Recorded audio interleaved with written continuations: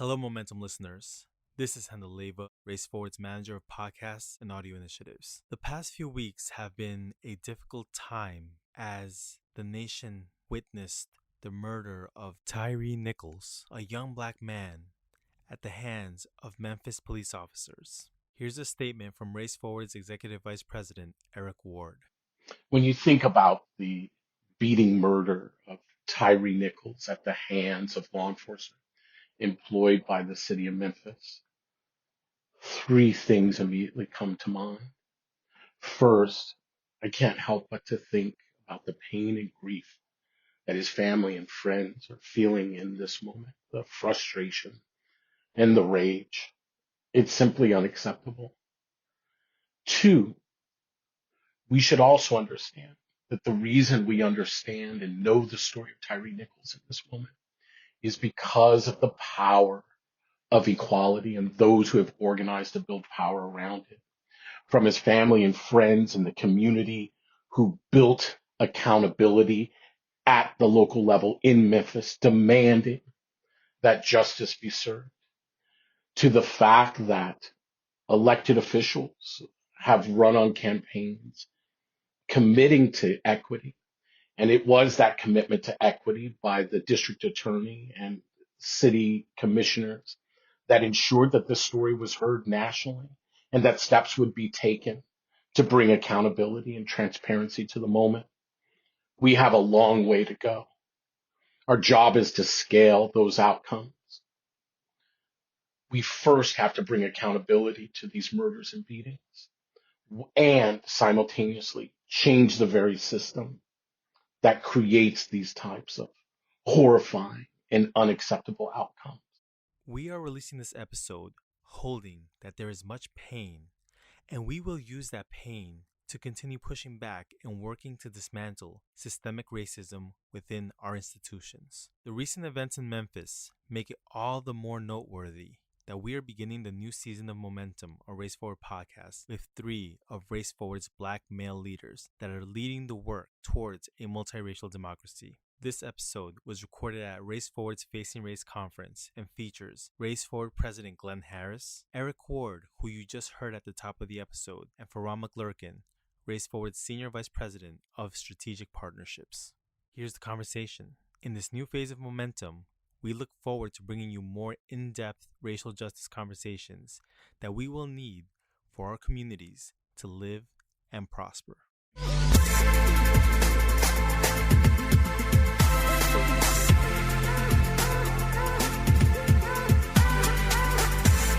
There's a moment where racial justice fits in both in the mainstream culture and institutionally.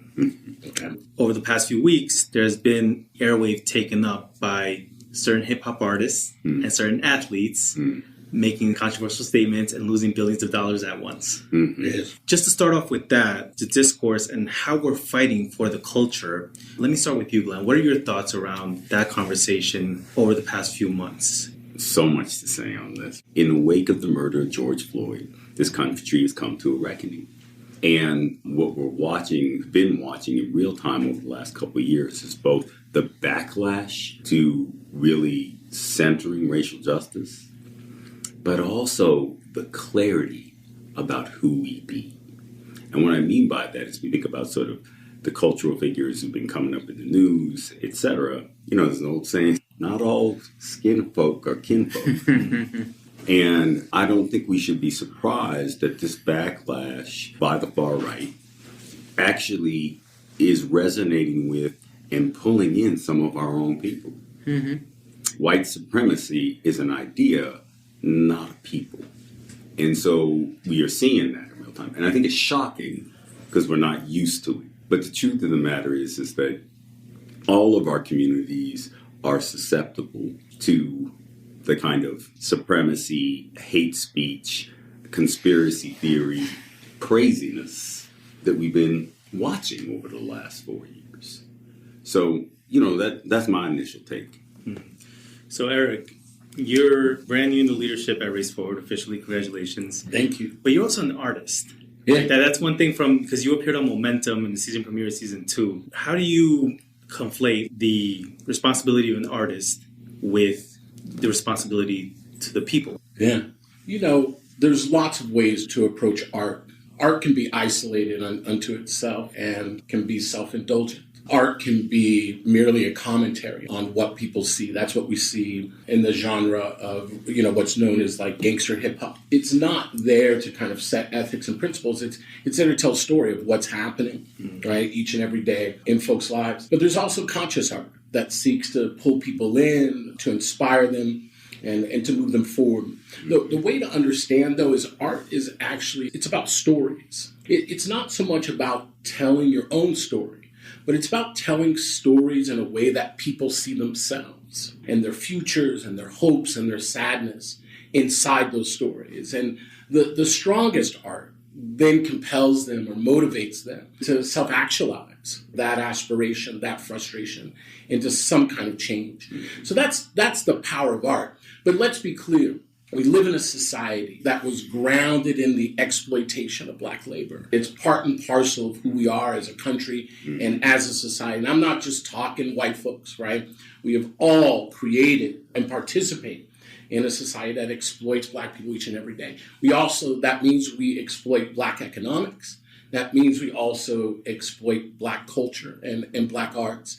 And so we can talk about those artists who have sadly used art not to drive community, but to deny community to one another. But at the end of the day, let's be clear, those artists would have very little impact without the institutions that find benefit in that division. And it's those institutions that never get held accountable, right, in those moments. And that's why Race Forward is unique. Race Forward says, yes, there's individual behavior we need to pay attention to. But at the end of the day, we're here to hold institutions accountable. And not only hold them accountable, but we're here to govern because we think we can build an equitable society. And we do that by governing, not allowing others to do it while we sit back and watch. And that means art too. So, Faron, you're a very sharp political mind. In terms of this culture back and forth and institutions politically, where have you seen the last few weeks? Well, first of all, I want to back up on the question of culture because I think we have a tendency to treat culture as basically the product of individuals creating art, right? Various forms of art. So we see whoever it is, they make an album, we think, oh, that's where culture came from. But actually, culture is really a byproduct of the superstructure of society. Like Eric was just talking about institutions, right? So like whenever you hear something, the question we should ask ourselves is, where is it coming from? And none of the ideas that you hear are new, right? Like, so you can always say, I mean, even from a styles perspective, like, I grew up on rap. You can hear, any rapper, you can hear the last generation flow in them, right? Like, I used to like Nas. You listen to Nas, you can hear Rakim, right? You can hear Slick Rick, right? That's right. And sometimes it's like they're almost telling you, like, that's where it came from. Because they, it's inspired. So first of all, none of the ideas are new. And then also, how does it actually get to you? And that's one of the questions I think that's one of the interesting questions we can ask is that we are in a frontier moment where on one hand, things haven't changed because we're still getting it all basically from corporations. But before, so if we just stick with music, right? Before we had a curation model where what you had to do was convince some major label to sign you. And if you can get the 1 in a million chance, then you get to get put out. And then, maybe you make it, maybe you don't, whatever. Now we have these open platforms where anybody can put a thing up. And actually, one of the questions when we're asking about what we're hearing is how do we actually harness the fact that anybody right now can have a voice and actually use that to our advantage? And that's a complicated question because it means everyone's going to have a voice. But it also means that the things that people say can actually be aggregated into larger meaning. And so going, in terms of Race Forward, part of what we're trying to do is actually empower voices from a variety of places, but are singing the song of racial justice and trying to harmonize that. I think that's a beautiful, since we're talking about music, a beautiful metaphor. Is like right now we're here at Facing Race. One of the reasons I think it's such a beautiful space is because it's a place in which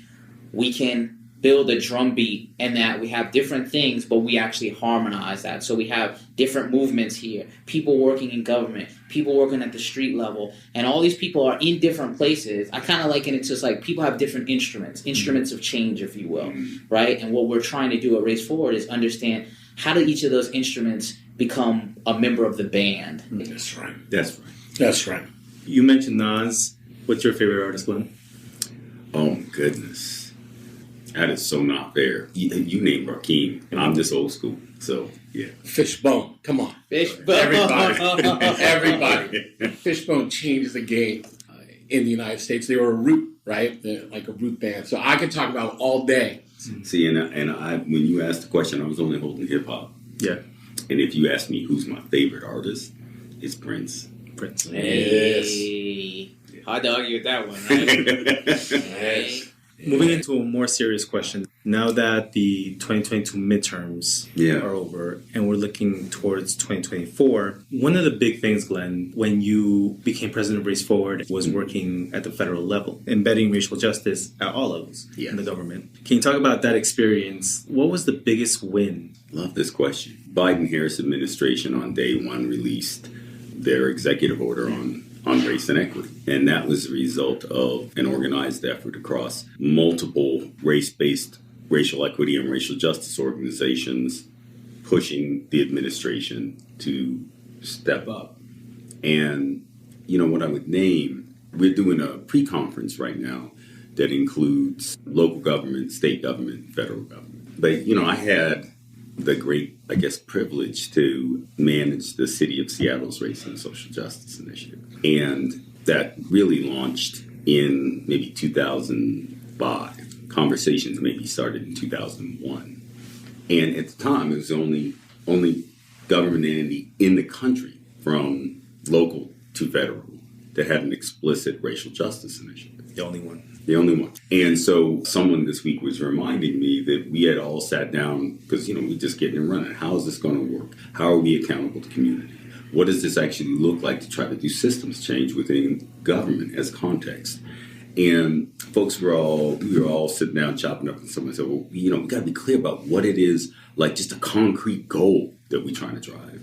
And somebody reminded me this last week. I said, well, the goal should be that we want a racial equity office in the White House. That was over a decade ago.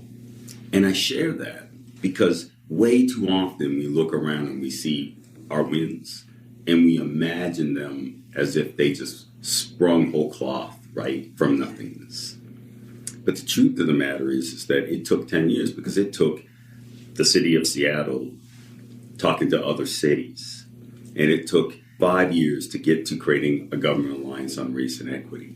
It took another 3 years to actually be able to have enough jurisdictions doing this work that when the Biden-Harris administration said, yeah, we want to do something about this, can you tell us what that looks like? That we had real examples. You had something to give them and That's say, right. Give it to us. That's it. This is what success can look like, right? Here are some possibilities. And so it's been really exciting. We have the majority of all of the agencies at the federal level had to submit racial equity plans. And, you know, to be honest, it's a mixed bag. Some of them are actually have, you know, really sort of visionary work included. Many of them are still trying to figure it out. But what's clear is that it's resetting the bar. Hold this. I mean, you're talking, you know, it's 2020. And in 2020, we're still debating whether or not the role of government should include the idea of justice and equity. You know what I'm saying? And so, like, there is no democracy. This moment we're in, there is no democracy without racial justice. And you can invert that. We ain't actually getting to racial justice without a functional democracy. And so I think the exciting piece, and, you know, both Faron and Eric were naming in this moment, is that we have the possibility of actually resetting the nature of the conversation. But make no mistake about it, we are in a moment that we really are on the edge, right? What comes next, I think, is, you know, always the possibility, but also the very real possibility of losing the very little that we have of democracy that we're currently in. And that's a perfect transition to Eric. A lot of your work has been around political violence and the grassroots. If you could continue on what Glenn was saying, how does that play out? What do you prophesize looking forward? Yeah. We're in a new moment in the United States. And in the new moment in the United States, nearly 70 years of civil rights struggle, right? That's right.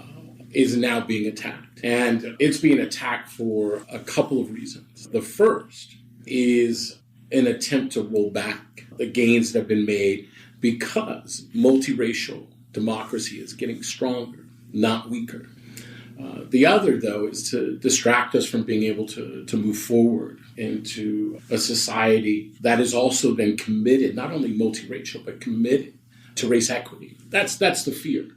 And those who are engaging in political violence, using racism or authoritarianism, understand that their clock is very limited. There is a real time duration. We are seeing that play out in local communities. One of the things I've said is, look, we watched the events of January 6th. We watched, we may not want to admit it, right? But we watched almost the overthrow of the U.S. government. And if folks don't really believe that, then they're really not really paying attention to what's happening in this society structurally. They need to move beyond the rhetoric and the political theater to understand that there's another social movement on the terrain of America, and it is not committed to inclusion. That plays out in communities. January 6th and in on January 6th is playing out in communities each and every day, and it started before January 6th. You look at the abolitionist movement in this country, those who are on the front lines of police reform at the community level, on the streets. They have been killed. They have been arrested. They have been maimed and injured. People have driven cars into them, have given death threats. This is a real contest. And what I think is about history, and I think about South Africa. We talk about this. Faron, Glenn, and I talk about this. We forget that after the release of Nelson Mandela, to the point of the passage of the South African Constitution, South Africa estimates somewhere over 14,000 South Africans were killed from political violence, right? In less than 10 years in that country. And so we have to take political violence seriously, but we can't allow political violence to hold us hostage or to pause what we believe brings this country together and moving forward, which is the quest for race equity, right? It's a non-negotiable in American society. You cannot have a multiracial democracy. That's right. And not have race equity, and it starts at the local level. So we have to be here to support local groups and local communities. But I want to go back to Faron's talk about harmony. All of us sitting here agree that communities are the root. They're the root of the core. But you need a third and a fifth, right? Or you need a third and a seventh to make a chord. And it isn't just about the root in this moment. It's about forming the whole chord. Because if we don't form the whole chord, we're going to lose it all. And we're going to lose it to a movement that's not more creative than us, right? It's not more energetic than us. It's just a movement that knows what time it is and how it's supposed to show up in that time. And Race Forward is figuring out how we show up in this moment and how we bring the thousands of people who are in the Race Forward family forward with us. We get there all together, or we don't get there at all. In order to work on everything that Eric is talking about, funding, philanthropy. I've seen at conferences people talk about the need to fund the local groups, but the funding seemed to happen mainly after the uprisings in 2020 and the murder of a black man. What is your take on that when it seems that funding at that level only happens with a huge tragedy? Yeah, I would say, one, there have been sets of funders who have been committed for a long time to helping us build a more racially equitable society. And I think that the arc of where philanthropy has been going there have been some real positives within that. There have been a lot of fun. So the first thing is the number of people of color who are, getting into philanthropy now has increased pretty rapidly. And we have a lot of people coming out of movements who are getting really excited opportunities to run important institutions. And I think that's a great thing that we can be really positive about and so for example, I came out of movement, right? And I was very lucky that I was given the privilege and the opportunity to work at a foundation that was supporting multiracial democracy building, grassroots power building at the local level. So on one hand, that's something we can look forward to.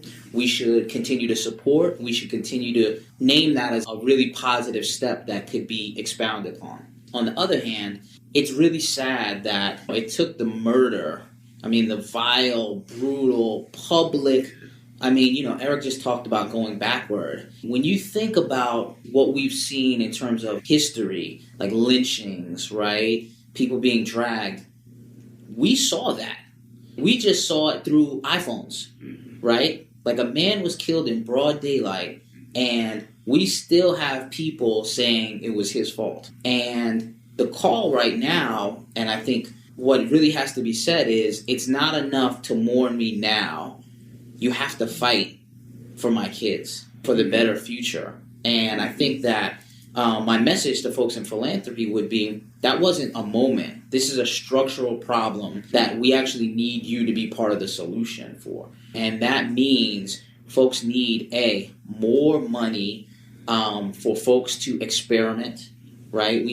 Folks need more money to actually be able to try to do the things that they know they can win on if they had a little space to breathe. We need more direct funding for grassroots organizations at the local level. A lot of philanthropy is about ideas that are at various levels that are important. So I'm trying to be careful here about not undermining, because I think we need to be connected, but I think we need to make sure that resources are going to people on the ground in place. And so I think that that's important. That will be the last one.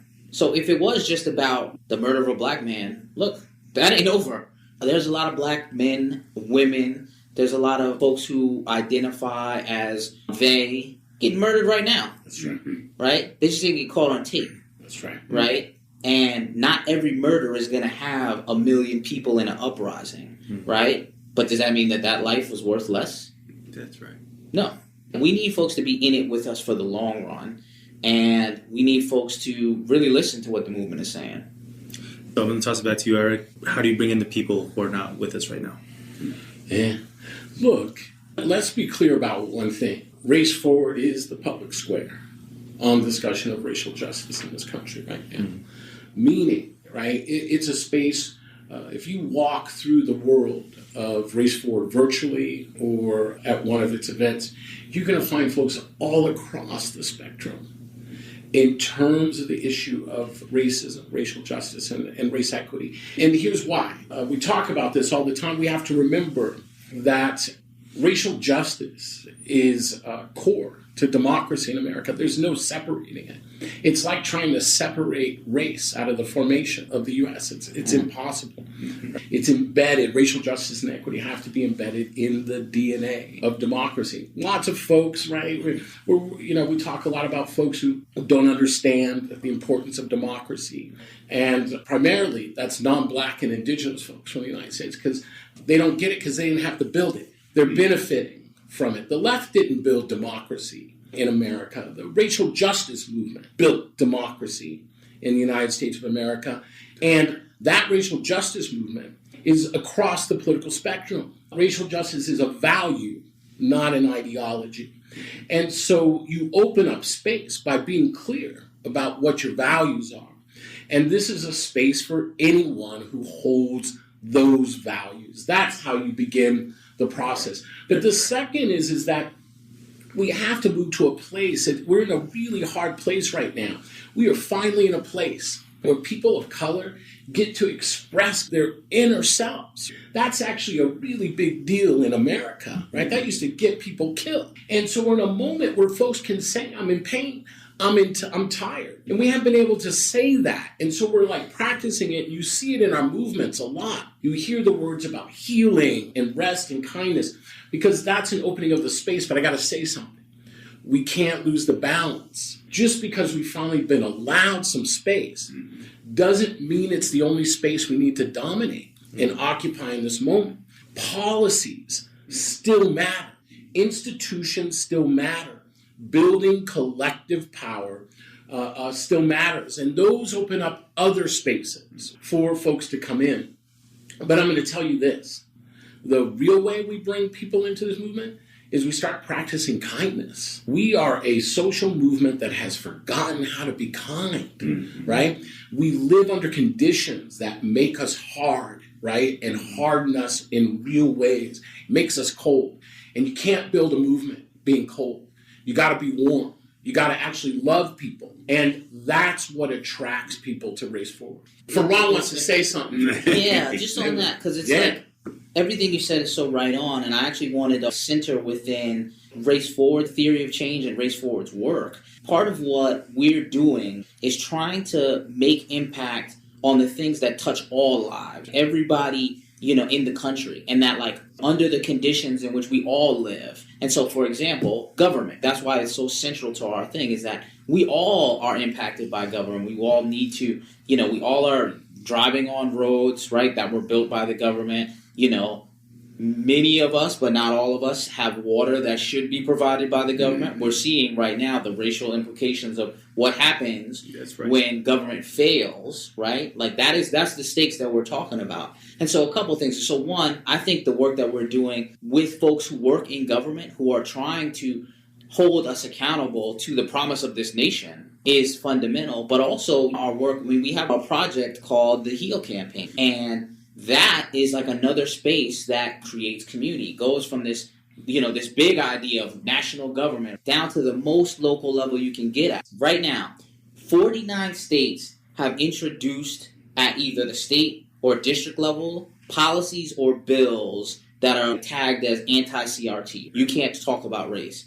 And they're not fighting the little idea. Like, let's start actually thinking about the fundamental things that we need as a society. We need a collective. We need a place in which your labor, your thought, your energy combines with everybody else in your community to create the, as Glenn would say, who we be. I think that's a great transition to the final question. And, I was thinking about this question because I went to go see Black Panther Wakanda. Right. Wakanda Forever. And don't forever. I haven't seen so it you haven't seen the conference. Two things. Yeah. One, it took me back to the time when Black Panther was last released and like how much energy there was at Race Forward and everybody came out energized.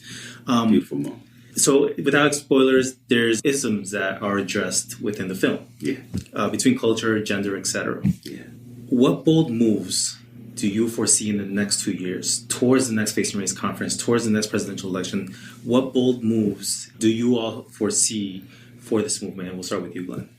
I know I'm a huge Black Panther fan. Grew up with Marvel Comics. Go ahead. Deep, like knee deep, literally. Yeah. And no slight DC. Yeah, right. But I'm just kidding. I'm really throwing shade at DC right now. We had DC artists on the podcast before. That's right. We inclusive. Yeah. Inclusive democracy. Okay. That's right. But I think both the comics, and the movies, they really are about not getting beyond the idea of winning to actually being able to imagine where you really want to be. You know what I'm saying? Mm-hmm. Like, what we've got to do is not just, quote unquote, win. We've got to imagine the world we want to be in and start living like we're already in it. Mm. And I think that's the beauty of thinking, Black Panther, coming back to our entire conversation about culture. As I think about the next couple of years, one way of expressing that is through art and culture. Like, right? Who are we? Who do we want to be? Who we be? And how do we actually manifest it now? But the other is getting real about power. That means imagining not just our friends and family and our community and space. It means understanding what it means to govern. Understanding what it means to be the person making decisions, not asking someone to make a decision. Yes. And so on both these fronts about who we imagine we want to be and how do we imagine us being in control, central questions that we've got to lean into as we think about the next couple of years. And if I'm being honest, the next decade and beyond in front of us. Eric, they're about to pull you out, so let me get your answer before you got to go. Okay. Wow. Now I gotta ask, what's the question again? It was like alter. Then like, The question was like, because no, I'll just tease it. because there's bold narratives, bold moves. What do you foresee boldly for the racial justice movement? Yeah, I see futurism. Black Panther, Wakanda, was always about futurism, and it wasn't a futurism that was built off of fear and scarcity. It was about abundance, and it was about reaching back and forward at the same time. And so we're just in a moment now that I think is really magical. That is kind of like Wakanda. We have 6 generations behind us of struggle and knowledge to reach into, and we're fighting for a generation that won't be here for another 6 generations. And it's an honor to kind of hold that space, and that's what Wakanda tells us.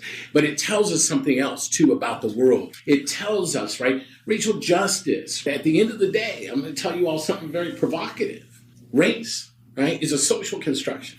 It's not a biological construction. That's right. If you believe in the biological definition of race, that makes you a white supremacist, because that's where it developed. It's a social construct. It was about social control.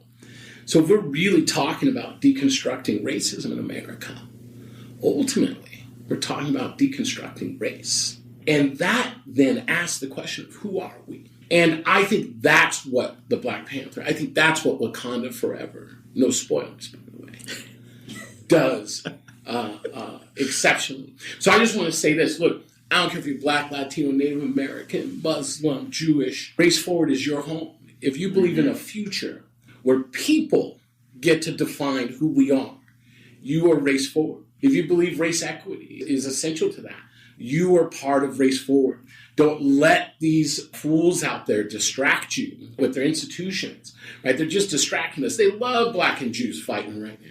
They love it because they don't have to talk about police killings. They don't have to talk about infant mortality and Black women's health. They don't have to talk about these things, right? Because they're distracting us, making us believe that we're in some fight. That we're in no fight. We oppose anti-Semitism. We oppose all forms of racism in this country. And that's what we learned from Wakanda Forever. Appreciate that. Yeah. Right on. All right, so I'll try to... Same question. Yeah, so I'm trying to bring in Wakanda, bring in the question of the band, all these things. So look, on Wakanda, I did catch the movie because I was like, I just got to get this before, we got to go. And I think that futurism is something that resonates with me. But I think one thing that's interesting, because I'm trying to stay in no spoiler zone, is if you think about, both of the films, Wakanda has 2 dynamics. On one level, it's a super advanced technological society, right, that can do all this stuff that, I wish I could do, right? On the other hand, it's a society deeply rooted in tradition and ritual. And I think how do we stay centered and aligned in our values is actually that we need to have a spirit. We need to have something bigger than just our institutions. Our movement organizations are great. And they're functional entities. They are made to do a thing, whether it's they're made to pass policy, made to advocate, made to whatever the case is. They do a thing, but we have to tap into the greater thing. And look, we already know we've built movements before on spirituality. I mean, you think of the civil rights movement. And even the Black Power movement. Some of the first names that come up are deeply spiritual figures. King, That's right. the Doctor, Reverend, right? Malcolm, his whole story is about Islam. It's about being called by a higher power, and the higher power saying, racial justice is love and is part of my demand of you. Like, that's what Malcolm was. It's like, God says I must fight. And so I think that we need to have our institutions. They need to be strong. They need to be rigorous. They need to be strategic. They need to be rooted in values. And us as people need to have things that create community. And I was so on the band thing, one way to think about this is a beat. And what I thought was interesting, yesterday in our open plenary, we were blessed to have folks from the Native community come and share some of their ritual. And what I find amazing is a lot of us living in Western societies, we're used to these, there's a lot of instruments. But really, when I was listening, the beat was doom, doom, doom, doom, doom, doom, doom, doom, doom, doom, doom, doom, doom, doom, doom. That's really all you need. That will take you to the center of the universe, literally. Like, if you can zone into a beat, you can find everything literally, like, meditate. Like, just as an example, anybody listening, next time if you meditate, I like meditating. Just put the most basic beat you can find, that doom, and see what happens when you meditate. You can travel. You can travel through space, time, your emotions. And what I find interesting about it is you don't have to do it alone, because the beat is the signal that tells us. I mean, how many times, going back to Africa, that was the war cry. That was the prayer. That was the marriage. These things are in all these aspects of our lives that create community, that create meaning, that create purpose, that create grounding, but also that signal to each other align. And that's the thing I think is beautiful just about here is we are trying to add a pulse to that beat here at Race Forward, because we, right here at Facing Race, are bringing people from all kind of communities. So I said we had Native folks here. We have folks from the Latinx community. We have Black people. We have white people. We're trying to bring a lot of people with a lot of different life experience, a lot of historical trajectory. And racial justice can be a beat that we all dance to, we all cry to, we eat to, we get married to. That's one metaphor that's helpful for me. Appreciate that, Faron. Glenn, a message to all our listeners, new year. What are some words from Race Forward? First and foremost, we are coming to, we just came off an election. We are still reeling from the realities of a pandemic. Folks have been holding a lot, both in the cause for racial justice and just taking care of their families. And so, the thing I want to say to folks is get some rest, find a moment to meditate. We're coming to the end of the year. Really be intentional about what is it that you need to be whole in this moment. We are in a moment where we all need to pause and make sure the only people who are going to get us what we need to make sure that we can succeed is us. No one else. Nobody's going to do that for you. Thank you very much, Glenn, Eric, Faron. Appreciate your time. An honor to be podcasting. Thank you so much all for making the time and joining me today with your insights and with all this love. Appreciate it. Thanks for listening to the Season 4 premiere of Momentum, a Race Forward podcast. Subscribe to the podcast on Apple Podcasts and Spotify. And be sure to stay up on all the latest that Race Forward is doing on social media, on Facebook, Twitter, and Instagram. This has been Handaleva. Until next time.